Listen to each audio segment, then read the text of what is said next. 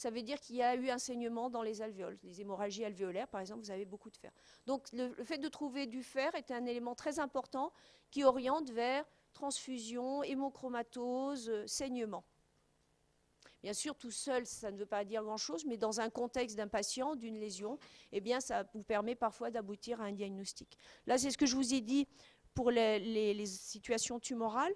Vous avez ici des cellules avec du mucus, qui sont des cellules tumorales, un peu comme tout à l'heure ce qu'on a vu, des cellules de taille très, très, très hétérogène, des volumineuses cellules, des toutes petites. Vraiment, cette hétérogénéité est très suspecte parce que ce n'est pas la situation normale dans un tissu. Le fait qu'il y ait du mucus en plus vous permet de dire que ça, il s'agit d'un adénocarcinome, donc un cancer glandulaire qui fait du mucus. Ici, il s'agit d'un cancer malpighéen. Alors pourquoi je dis ça? C'est parce que vous avez des cellules tumorales, pareil. Vous voyez que vous avez des cellules très hétérogènes en taille et qui fabriquent au centre de la kératine.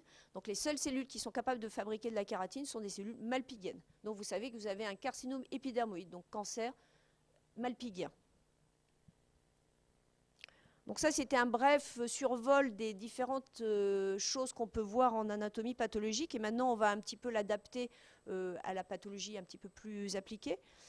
Donc en fait, en pathologie cellulaire, vous avez plusieurs lésions possibles. Vous avez l'adaptation cellulaire, donc l'organisme s'adapte à la situation de l'environnement. Et vous verrez qu'il y a plein de situations où il y a une adaptation tout à fait accessible, qui sont parfois réversibles, parfois elles le sont moins. Il y a ce qu'on appelle les lésions cellulaires, c'est-à-dire que là, on a une atteinte un peu plus fonctionnelle de la cellule. Et puis, vous avez la mort cellulaire, qui est donc la phase ultime des lésions cellulaires, puisque là, ça aboutit à la mort de la cellule, en sachant que la mort de la cellule est un élément important pour l'homéostasie de l'individu. C'est-à-dire que vous ne pouvez pas avoir en permanence des cellules qui se multiplient, qui augmentent, sans avoir en même temps la mort cellulaire. C'est indispensable. Seulement, cette mort cellulaire, autant elle peut être physiologique, elle peut être tout à fait pathologique et entraîner des lésions délétères pour l'organisme. Donc les lésions élémentaires, qui paraît tout simple, c'est dans un tissu donné, dans un organe donné, on peut modifier le nombre de cellules attendues. Soit il y en a moins, soit il n'y en a plus du tout d'ailleurs, soit il y en a beaucoup trop. De même, la taille des cellules, je vous ai dit, c'est très important, la taille des cellules. Alors c'est vrai que quand on fait de l'anapathe, on apprend l'anatomie normale donc, et l'histologie normale. Donc on sait la taille attendue des cellules. Lorsqu'elles sont plus grosses ou plus petites, eh bien ça peut témoigner soit une lésion réversible, soit une lésion irréversible. Ça peut être tout à fait bénin ou tout à fait inquiétant. La différenciation, c'est très important. On sait que dans un endroit donné, vous allez avoir un tissu donné, donc un aspect histologique particulier. Vous pouvez avoir une modification de ce tissu. Le plus souvent, c'est pour s'adapter à une lésion qui l'agresse, et c'est une façon pour l'organisme de réagir et de se protéger. Très souvent, ça peut revenir en arrière si l'agression est levée. Parfois, c'est irréversible. Ce n'est pas tumoral, c'est vraiment une adaptation, et ça témoigne tout simplement d'une agression. L'agression elle-même peut, à terme, induire une tumeur, mais la métaplasie elle-même, la modification de la différenciation de votre épithélium, par exemple, ce n'est pas une lésion tumorale. Donc aplasie, hypoplasie, c'est ce que je vous ai dit, il n'y a plus de cellules où ça diminue fortement.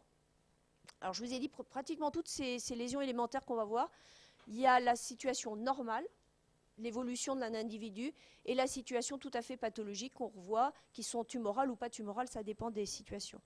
Donc l'aplasie, l'hypoplasie, quelque chose qui paraît très simple, très évident, c'est par exemple le tissu hématopoïétique. Vous savez que la différenciation des lymphocytes, par exemple, se fait dans le thymus. Le thymus est un organe qui est dans le médiastin antérieur.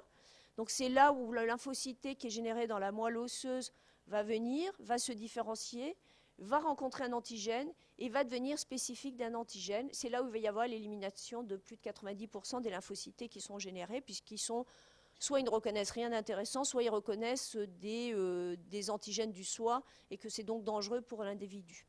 Avec l'âge, à partir de 40 ans, il n'y a pratiquement plus de thymus. Ça veut dire qu'il n'y a plus vraiment de différenciation lymphocytée. Normalement, on a son pool de lymphocytes pour la vie.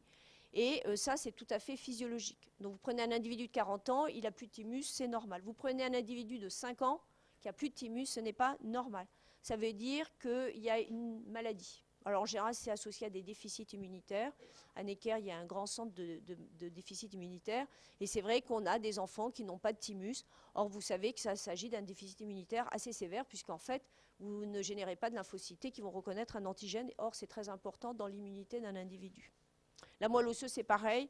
Entre la naissance et la mort d'un individu, en fait, la moelle osseuse se modifie, et notamment la richesse, la synthèse de nouvelles cellules hématopoïétiques diminue.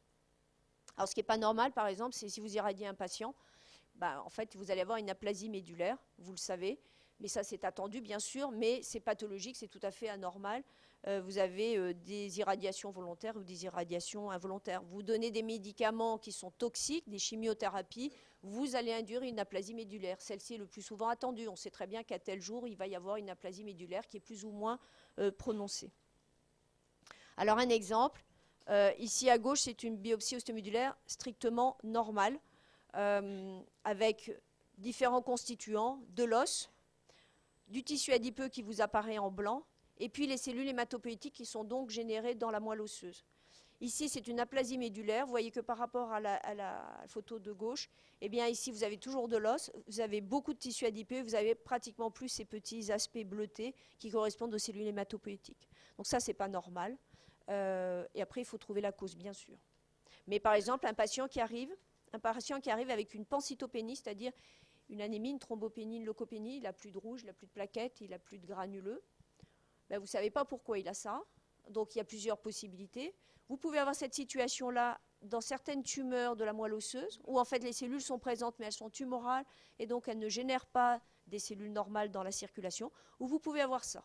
Donc c'est vrai que de temps en temps, on a une biopsie ostéomédulaire pour une aplasie médulaire parce que le diagnostic est peut-être suspecté, mais il n'est pas confirmé. A l'inverse, lorsque vous augmentez le nombre de cellules dans un tissu, ça peut être pareil, physiologique ou pas. Par exemple, au moment de la puberté, il y a beaucoup de modifications dans l'organisme et la glande mammaire à la puberté, vous allez avoir une hyperplasie des cellules épithéliales, c'est normal, c'est tout à fait attendu. Il y a d'autres situations attendues. Par exemple, lorsque vous faites une hépatectomie, le foie est un tissu qui a un renouvellement plutôt lent, voire très très très lent. Mais dans certaines situations, il peut se renouveler de façon plus accélérée. Et par exemple, lorsque vous faites une hépatectomie, vous coupez un morceau de foie, mais en fait, il va y avoir une repousse. Et par exemple, dans certaines tumeurs, vous faites une hépatectomie partielle, vous enlevez un morceau de foie, vous faites une imagerie quelques mois ou quelques années plus tard, en fait, il y a une repousse, le foie est redevenu à peu près de sa taille. Donc ça, c'est normal, c'est attendu. En revanche, vous avez des situations où c'est tout à fait anormal. Par exemple, toujours au moment de la ménopause, parce que c'est toujours des moments où il y a des stimulations hormonales qui sont un petit peu déréglées, eh bien, vous pouvez avoir un endomètre. Donc l'endomètre, c'est l'épithélium qui tapisse la cavité utérine, qui, sous une stimulation hormonale un peu dérégulée, en fait, va devenir hyperplasique, c'est-à-dire beaucoup trop de cellules. Cette hyperplasie, elle peut être réactionnelle au dérèglement hormonal, elle peut aboutir de temps en temps à des tumeurs, des authentiques tumeurs. Toutes les hyperplasies n'aboutissent pas forcément à une lésion tumorale. Ce n'est pas parce qu'il y a plus de cellules que ça prolifère que pour autant vous allez avoir des tumeurs. Mais par contre, plus vous proliférez, plus vous avez de chances d'acquérir des mutations, des anomalies moléculaires qui vont vous conférer l'avantage de survie et donc de développer des tumeurs. L'hyperplasie médulaire, donc c'est parce que je vous ai montré l'exemple tout à l'heure. Donc on revient toujours, notre moelle normale. Ici, vous voyez que c'est le contraire de tout à l'heure. Vous avez toujours votre os. Par contre, vous avez pratiquement plus de tissu adipeux. Vous avez plein de cellules que vous voyez ici et qui correspondent à une très forte augmentation du nombre de cellules hématopoïétiques dans la moelle. Ça peut être normal. Vous donnez des facteurs de croissance hématopoïétique, du GM-CSF, parce que vous avez donné une chimiothérapie. Vous allez bien sûr stimuler la prolifération de cellules hématopoïétiques normales. Par contre, ça peut être tumoral, ça peut être une prolifération tumorale de cellules hématopoïétiques, d'authentiques tumeurs de la moelle osseuse. Atrophie. Atrophie veut dire une diminution fonctionnelle. Alors la diminution fonctionnelle pour une cellule, c'est sa masse fonctionnelle. Pour un tissu, c'est soit il y a moins de cellules, donc il est moins fonctionnel parce qu'il y a moins de cellules, soit toutes les cellules sont atrophiques, sont plus petites et moins fonctionnelles. Alors, encore une fois, pour vous dire à quoi ça correspond, en conséquence, en général, vous avez quand même une diminution du volume de l'organe ou de la cellule, bien sûr, et du poids. Lorsque vous pesez un organe atrophique, eh ben, il pèse moins lourd qu'un organe normal. Un cerveau atrophique, il va peser beaucoup moins lourd qu'un cerveau normal. Et idem pour tout, le rein, les poumons, tout ce que vous voulez. Souvent, ça correspond quand même à une lésion. Et vous pouvez très bien avoir une diminution des cellules fonctionnelles qui sont remplacées par autre chose. Par exemple, lorsque vous avez une nécrose, vous allez avoir une cicatrisation sous forme d'une fibrose. La fibrose, il y a moins de cellules et souvent c'est moins lourd. Donc, et puis fonctionnellement, votre organe est moins efficace. Alors, toujours pareil, quelque chose de physiologique, c'est l'atrophie ovarienne. À la ménopause, l'ovaire ne fait plus d'ovocytes. Il y a une atrophie, une fibrose. Vous avez des ovaires qui sont beaucoup plus petits, beaucoup plus légers. Vous avez des choses qui sont à la limite de la pathologie. Lorsque vous avez, par exemple, une fracture, vous avez mis un plâtre, et vous savez très bien que vous enlevez le plâtre, votre jambe ou votre bras, c'est complètement atrophié, entre guillemets. C'est-à-dire qu'en fait, votre muscle s'est atrophié.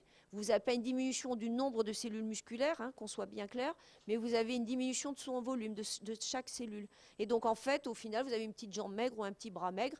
Puis, en fait, vous allez refaire du sport, vous allez récupérer ce qu'il faut. Après, vous avez des situations, bien sûr, qui sont beaucoup plus dramatiques, la malnutrition ou la suppression de l'innervation, puisqu'en fait, par exemple, pour une masse musculaire, ça fonctionne parce que c'est innervé. Vous avez une anomalie de l'innervation, quelle que soit la cause, et vous allez avoir une atrophie musculaire, mais là qui est d'origine neurogène, pas d'immobilisation, mais neurogène.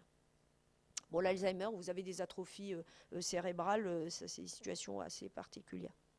Alors, un exemple où l'anapathe est très important dans l'atrophie, c'est la maladie cœliaque. La maladie cœliaque, je ne sais pas si vous connaissez, c'est une maladie auto-immune où en fait vous avez une intolérance dite au gluten.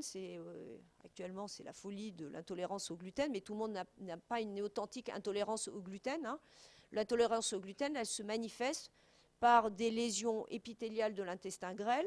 L'intestin grêle, c'est là où vous avez l'absorption de la plupart des métabolites que vous allez ingérer.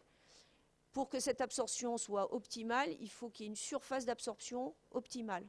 Donc pour qu'elle soit optimale, en fait, non seulement vous avez la longueur de l'intestin grêle, mais en plus, vous avez une muqueuse qui est très particulière, qui est digitiforme. Et cette muqueuse digitiforme, donc ces villosités, c'est pour ça que, eh bien en fait, elles augmentent de 2,5 fois la surface d'absorption. Donc lorsque vous avez une maladie cœliaque, elle se manifeste par une atrophie épithéliale et par une disparition de ces villosités, l'atrophie villositaire. Cette atrophie villositaire, en fait, lorsque vous regardez ici ces deux coupes, en fait, elles sont prises à peu près au même endroit. Vous voyez ici qu'au-delà de la ligne, ici, vous avez ces espèces de prolongements digitiformes. Ici, vous n'en avez pratiquement plus. Donc, ça veut dire que vous réduisez de 2,5 fois la capacité d'absorption. Donc, vous diminuez vos apports avec tous les anomalies métaboliques qui vont avec, de l'anémie, des troubles de la nutrition, des troubles de la coagulation, des déficits en vitamines, beaucoup d'anomalies et qui se manifestent chez certains par peu de signes, par d'autres par beaucoup de signes, par des vrais amaigrissements profonds et des vraies altérations de l'état général profond. Donc l'hypertrophie, c'est le contraire de l'atrophie, ça paraît logique. Donc soit vos cellules sont plus volumineuses, soit vous avez dans un organe beaucoup plus de cellules, et ce qui donc témoigne d'un organe qui est augmenté en volume, en poids bien sûr. Donc là, c'est l'inverse. Donc le sportif très musclé, il a des gros muscles, bien volumineux. En fait, c'est une hypertrophie musculaire qui est liée à l'exercice intensif. Pendant la grossesse, le muscle utérin, qui est un muscle lisse, en fait, il s'hypertrophie pour résister contre la pression liée au fait que vous avez un fœtus dans la cavité utérine. Donc c'est une pression qui vient de la cavité. Et donc pour résister, il y a une hypertrophie physiologique du muscle utérin. Ça, c'est physiologique. Ce qui n'est pas physiologique, c'est par exemple dans le muscle cardiaque, où pareil, pour résister à des pressions, vous allez avoir une hypertrophie myocardique, et ça induit des insuffisances myocardiques et des insuffisances cardiaques chez les patients. Alors une maladie très particulière qui est l'acromégalie, où en fait on a une augmentation de l'hormone de croissance, soit par tumeur, soit par apport exogène, et à ce moment-là, vous avez une hypertrophie. Ce sont des gens qui, authentiquement, à l'âge adulte, vont augmenter de volume, avec des mains qui vont augmenter de volume, des têtes qui vont augmenter de volume. C'est une maladie assez grave, en fait, et qui est assez insidieuse. Donc la métaplasie, je vous ai dit, c'est pas tumoral, c'est vraiment une modification d'un tissu. et qui se modifient dans un tissu différent. Alors le plus souvent, je vous ai dit, c'est pour répondre à une agression. Donc les choses les plus classiques qui sont quasi physiologiques, c'est par exemple la métaplasie de l'arbre bronchique. Je vous ai dit, dans l'arbre bronchique, vous avez des cellules ciliées pour balayer. Vous avez aussi des cellules mucosécrétantes pour donner du mucus, pour bien enrober les particules, pour pouvoir bien les éliminer. Donc ça, c'est un épithélium normal. Lorsque vous avez une agression répétée, alors pollution intensive ou tabagisme tout simplement, eh bien en fait, cette agression extérieure pourrait induire des lésions des cellules normales de l'épithélium bronchique. Donc pour se protéger de ces agressions, l'épithélium se transforme en épithélium malpighien. L'épithélium malpighien, c'est un épithélium dont la grande qualité, c'est d'être protecteur. Ce n'est pas pour rien que c'est l'épithélium de la peau, puisque en fait, sa grande propriété, c'est de protéger des agressions extérieures.